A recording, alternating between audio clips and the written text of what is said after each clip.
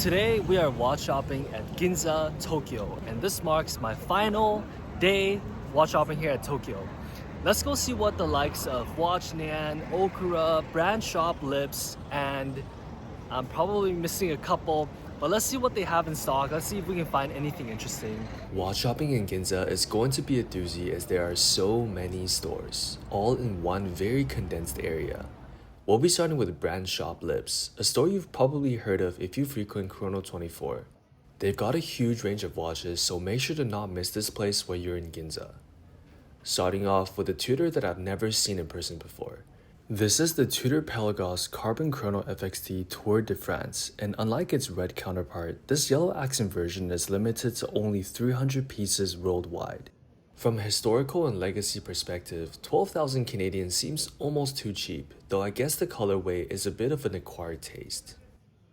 Couple highly sought after modern Tudors, starting with two burgundy Black Bay 58s to the left, blue 68 center right, and a Coke GMT far right, all priced just slightly under MSRP. Pink Flamingo, Ice Blue 58, and two boutique-only Blue Bay Chronos. I'm honestly surprised at how strong the boutique editions are on the secondary market. There hasn't been a single time where the Vancouver boutique didn't have it stocked and on display when I visited. A Breitling that looks more like a Longines. Only telltale sign is in the bracelet. Very large watch, measuring at 46mm. A Breitling B01 and several Navi timers to its right. This blacked out version of the Navi Timer 41 automatic time only is a model that was released in 2022 and may have been quietly discontinued as it's no longer on their online catalog. Not to be confused with its GMT counterpart, both in the same size. The GMT has silver indices while this time only is in rose gold. More new Tudors, including my personal favorite Pelagos Ultra in the middle, and the GMT FXD to its right. And over to a Sea-Dollar 16600, Swiss-made dial with solid end links. Looks to be in very sharp condition, priced well at just above 12,000 Canadian. And here's the first watch I tried on for the day, a beautiful JLC Reverso with a very unusual case. This is the Q2908102 Reverso Grand Sport monoface, produced from 1998 to 2006. I've seen photos of this particular reference online before, but always thought the acute indices were too loud to fit on a watch such as this.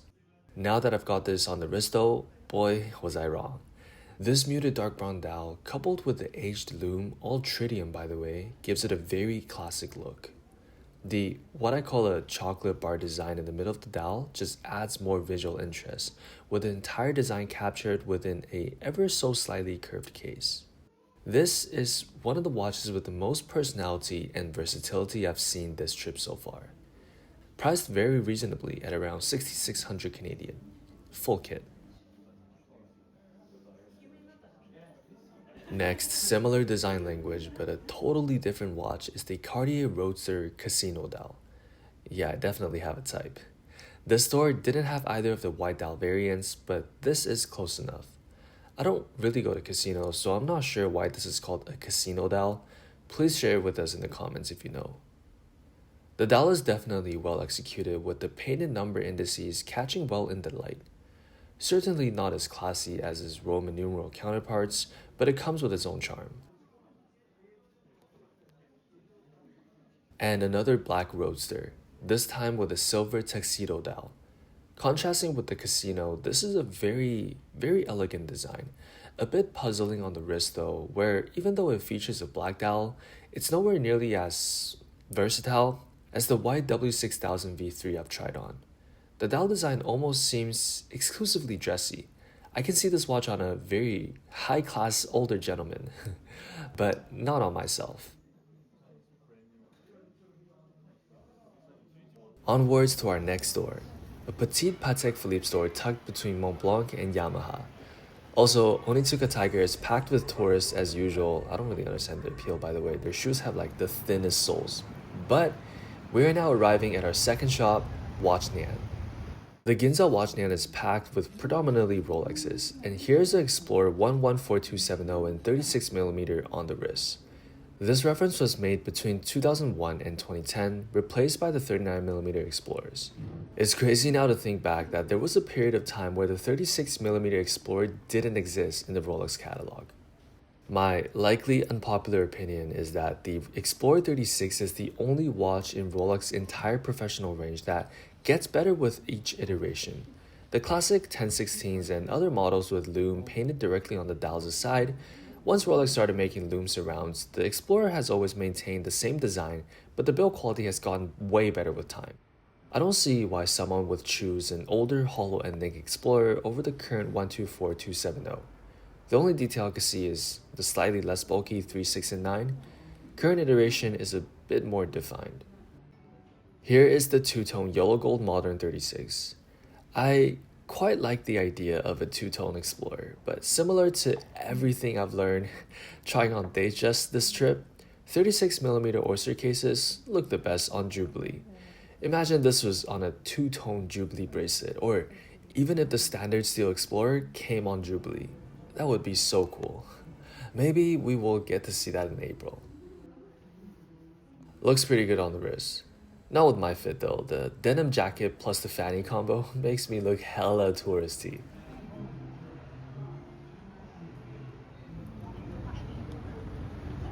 The Ginza Quark is one of their main flagships.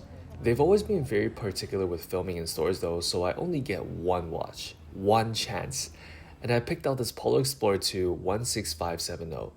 There was something very attractive about this watch. Solid end links, but on a Holes case with a super luminova dial. Arguably the most desirable configuration of any functional bezel Rolexes made around the 2000s. Not only this, but the price was what caught my attention. Set at only slightly above 12,000 Canadian with box and papers before tax exemptions. This is probably the single best value Explorer 2 in the entirety of Tokyo. Wow. Bracelet and the back of the case are all very clean. Even if it has been polished, it's been done very well, and it doesn't seem to have been over-polished since there seems to still be a lot of metal all around. I'm honestly not sure why it's priced so low. Back in Nakano, all the white Explorer 2s were around that $14,000–$15,000 range, even on rattly hollow end links. I also tried on a black Explorer 2 just to compare. This is a slightly newer model in a no-holes body. On the wrist, with my current outfit of the day, it just seems to pair a little better with the overall black themes. Priced well too at just over 12,000 Canadian before tax exemptions. But honestly, the real prize here is the white dial. That was a very interesting interaction. I wanted to make sure that the tax-free price wasn't the one on the bottom as shown because it said 3-year warranty and 5-year warranty if you are local Japanese person. And I wanted to make sure that they do offer tax-free, so I asked them what the tax-free price is. There were 2 reps helping me. One of the reps went to the back to grab a calculator, while the other one immediately started examining. He picked up the Polar Explorer 2 and started examining it, and it made me think in my mind, damn, did I make them feel like I'm too easy of a buyer? Like, is there something wrong with the watch? Did this guy find a crazy good deal and decided to snap it up right away? Which I guess I don't blame them. Like, I don't want to waste too much of their time, you know, if I'm not interested in something. And he then started to count the links on the watch. And after counting both the black dial and the white dial twice, he came back to me and he said, the white dial had 6 links up on the top and the 6 links on the 6 o'clock position, while the black one had only 5 links at the 6 o'clock position, but 8 links up at the 12 o'clock position. And I really appreciate it. It shows their honesty because that's honestly one detail that I have totally omitted. I didn't even think about counting the amount of links on a used watch, which I know I 100% up out. Come on, up out, you should know better than that. But yeah, I just really appreciate the honesty that they have. Okura, across from Quark, has also an excellent selection of watches from every brand. Here is a Cartier Tortue, similar to the one I saw at Nakano.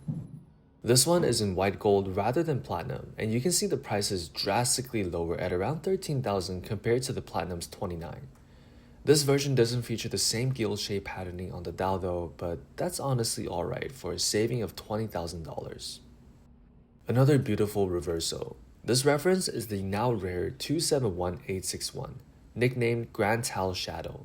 It was made in the earlier 1990s featuring a tritium dial and a uniquely brushed middle case. I'd take the Grand Sport we saw earlier over this, but it's still a very cool watch. And over to a few GMT Master 2s. Compared to the 33 to 35,000 we've saw at Nakano, the prices here are a lot more reasonable. Well, how's this for an unreasonable watch? This is the Rolex GMT Master 2 Pepsi SARU, stands for Sapphire Ruby, completely factory set from the bezel to the case. I remember first learning about this reference from one of Watch Eric's videos. What's even more ridiculous is the price is set at half the price of the Cubitus we saw.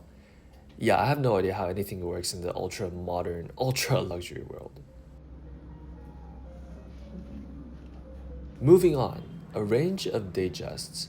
Palm down motif on oyster in the front, priced actually not bad, around 14.5 Canadian, similar to retail after taxes. And the watch I tried on the Okura was a Rolex Submariner 16610. On a denim jacket, this looks even better than when I had the black outer shirt on. This watch just looks so good on the wrist, and I can't figure out why. This one is a solid end link, Swiss made, no holes case. And here's another. Can you spot the difference between the two?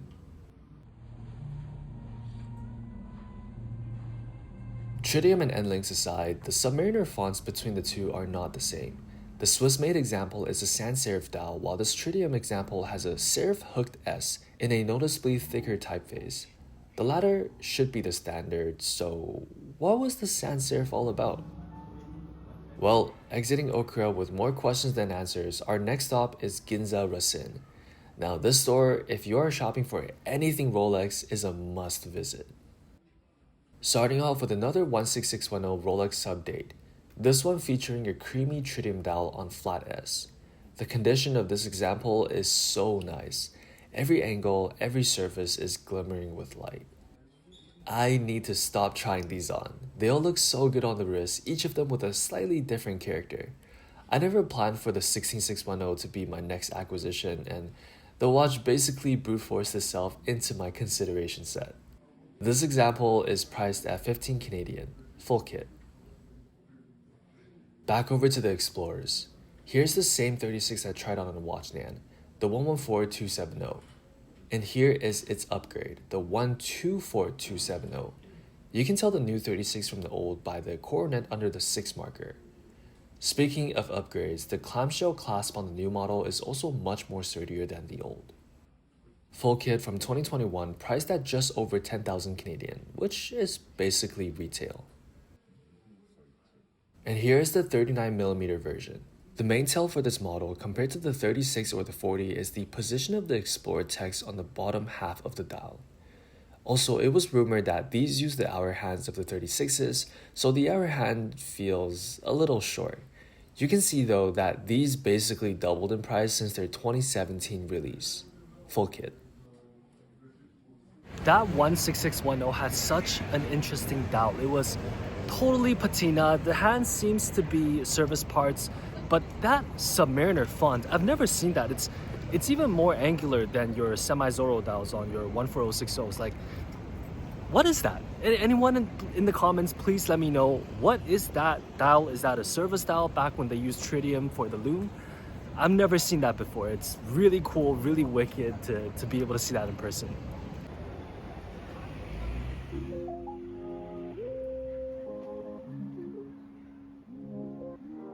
Turning the corner, I found myself at a second Ginza Rasin, this time featuring every brand except for Rolex's.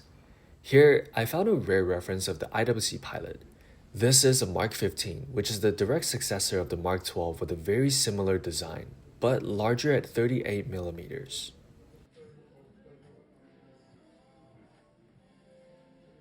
Next, is this the first Panerai I've tried on all trip? This is the legendary PAM 00050, legendary in the sense where if you've searched Panerai Luminor on Chrono 24, filtered by 40mm cases and sorted by lowest, you probably would have seen around 50 of these before anything else. I know, that's super specific, but that's exactly what I did. Surprisingly, at around 5,000 Canadian, these also all come on steel bracelets. On the wrist, I gotta admit, it looks incredibly good. A shiny, luxurious metal in a masculine Italian profile and design. There's just one issue with it though.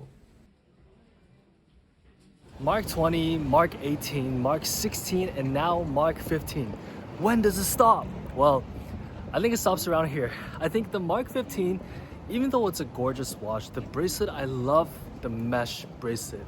And it's very interesting seeing the evolution from this mesh strap all the way to the 5-link brushed, and now latest generation Mark 20, it's got brushed, it's got polished. I really like it, but I feel like it treads a little bit too far into the vintage design. I know it's a crazy thing to say, me loving neo vintage watches, but something about it just doesn't feel sturdy and robust like the newest generations. Even the Mark 16 feels a lot more reliable. And the PAM 00050, when I was going through Chrono 24 looking for a decently sized PAM, this was one of the best options listed on there because it was the cheapest at around 4,000 to 6,000 Canadian dollars and also at 40 millimeters across. However, when I saw the listings say that it's 16 millimeters deep, I didn't believe them until today. When I actually saw it in hand, I was like, wow, this watch really is very thick. And after my experience with 3513 Omega, with the Prince Chrono Tutor, I don't think I can do another 16 millimeter watch.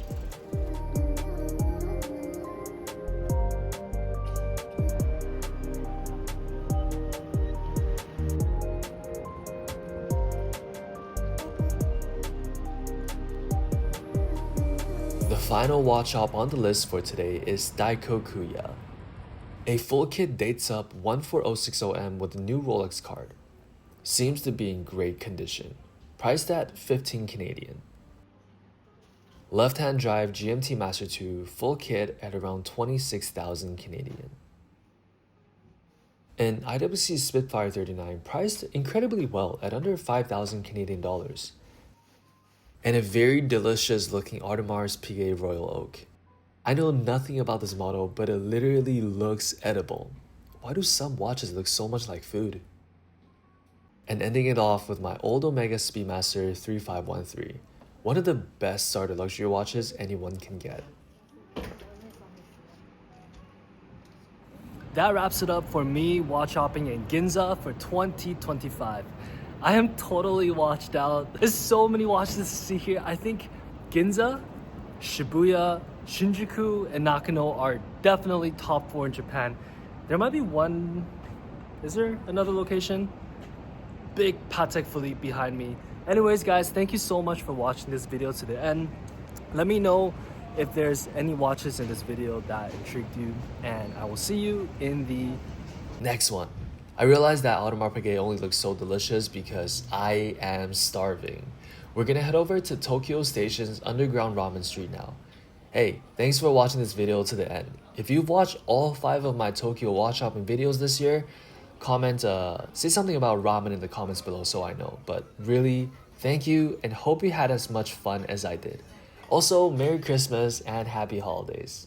And also, I bought a watch.